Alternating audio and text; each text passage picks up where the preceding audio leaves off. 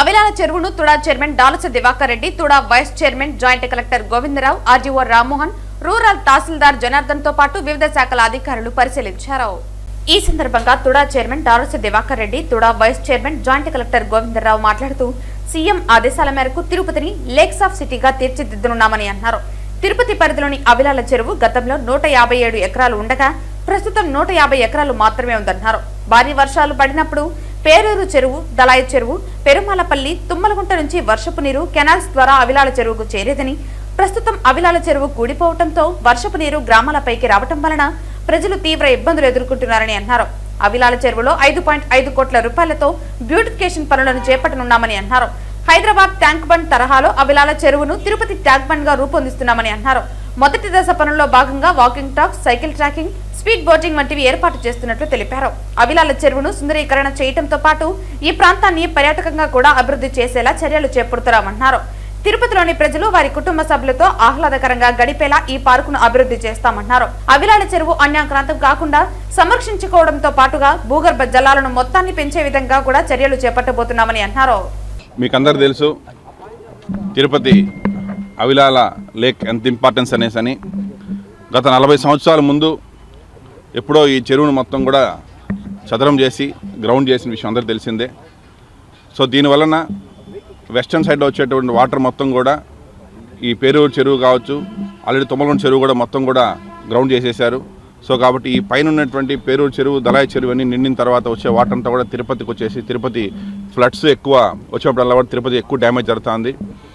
4 years back వచ్చిన ఫ్లడ్స్లో సుమారు 10 నుంచి 15 రోజులు ఎవరు కూడా ఇంట్లో నుంచి బయట రాలేని పరిస్థితుల్లో వాటర్ మొత్తం కూడా వచ్చి తిరుపతి మొత్తం డ్యామేజ్ చేసింది. అలా జరగకుండా ఉండాలని చెప్పేసి మా ముఖ్యమంత్రి నారా చంద్రబాబు నాయుడు గారు, మా యువనాయకు నారా లోకేష్ గారు తీసుకున్నటువంటి ఒక సంకల్పంతో అవిలాల చెరువుని తిరుపతి ట్యాంక్ బండ్గా చేయాలని చెప్పి సంక్రాంతికి వచ్చినప్పుడు సీఎం గారు అనౌన్స్ చేశారు మీడియా అందరి ముందర. సో అందులో భాగంగా ఈరోజు కొత్తగా వచ్చేటువంటి JC and TUDA vice chairman, RDO గారు, రూరల్ ఎంఆర్ఓ గారు, టుడా అధికారులు, రెవెన్యూ అధికారులు, ఏడీ సర్వేస్ అందరితో వచ్చి ఒకసారి ఇన్స్పెక్ట్ చేయడం జరిగింది. ఇది సుమారుగా 157 ఎకరాలు పైగా చెరువు ఉంటే ప్రస్తుతం హైవే రోడ్స్ కొద్దిగా అంతా సబ్ రోడ్స్ పోయిన తర్వాత 150 ఎకరాలు ఇప్పుడు మనకు చెరువు ఆన్ గ్రౌండ్ కనిపిస్తూ ఉంది. సో దీన్ని బాగా మనం బ్యూటిఫికేషన్ చేసి ఎక్కడ కూడా సరే సివిల్ కన్స్ట్రక్షన్స్ ఎక్కడ లోపల చెరువు లోపల రాకుండా నేచర్గా వాటర్ని పేరూరు నుంచి గ్రావిటీ లెవెల్లో పేరూరు చెరువు నుంచి ఇక్కడికి సుమారు 4.5 kilometers రేడియస్తో ఆల్రెడీ ఉన్నటువంటి ఛానల్స్ని ఐడెంటిఫై చేయడం జరిగింది సర్వే డిపార్ట్మెంట్ అందరూ కూడా. ఆ ఛానల్స్ ద్వారా ఇక్కడికి వాటర్ తీసుకొని వచ్చేదానికి సుమారుగా 5 నుంచి 5.5 కోట్ల రూపాయల ఎస్టిమేషన్ అయితే అది కూడా మేము శాంక్షన్ చేయడం జరిగింది.